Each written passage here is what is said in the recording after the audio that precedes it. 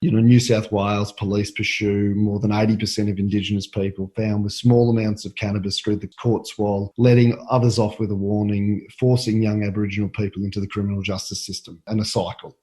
What do we know about these sorts of issues? And if there is an issue there, how do you address it? Okay, well, I had a glimpse of that article recently, not too long ago, actually. And again, I'll say it too, with The Guardian, you need to be careful. Yes.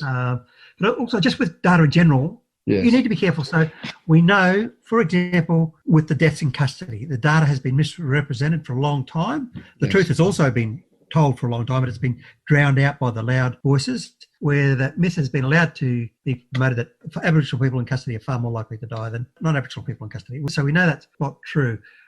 We also know, as I mentioned this before earlier too, with Aboriginal kids, if there's not a good home to take them back to, well then yes, they're more likely to be remanded in custody. But that article also made reference to cannabis cautioning scheme, which is worth looking up. And that basically said that there's 2 cautions or something like that a person can be given. And that changes things. I know that with Aboriginal people, they're often given more cautions, or they've got prior convictions or something like that. Mm-hmm. So and I have a mate, he's a criminologist, and he said, similar thing with sentencing in general. Judges, the courts, they bend over backwards not to send Indigenous defendants to jail. But in many cases, the seriousness of the offence and the amount of priors have leave them with little choice. You're listening to the Deep Trouble podcast.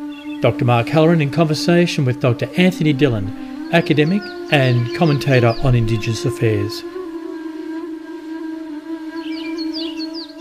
In each state we have some version of an Aboriginal court and a Koori court, and they're weighing up things differently. It's like having a drug and alcohol court or a special court for people with problem gambling issues. But at what point is there an issue in relation to institutions?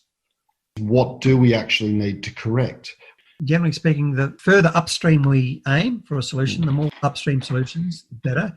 Now, of course, you've got to have downstream solutions as well and everything in between, but we shouldn't lose sight of the upstream. In terms of upstream solutions, you're talking about at a local government level or a local community level rather than at a federal or state level making these sorts of legislative changes.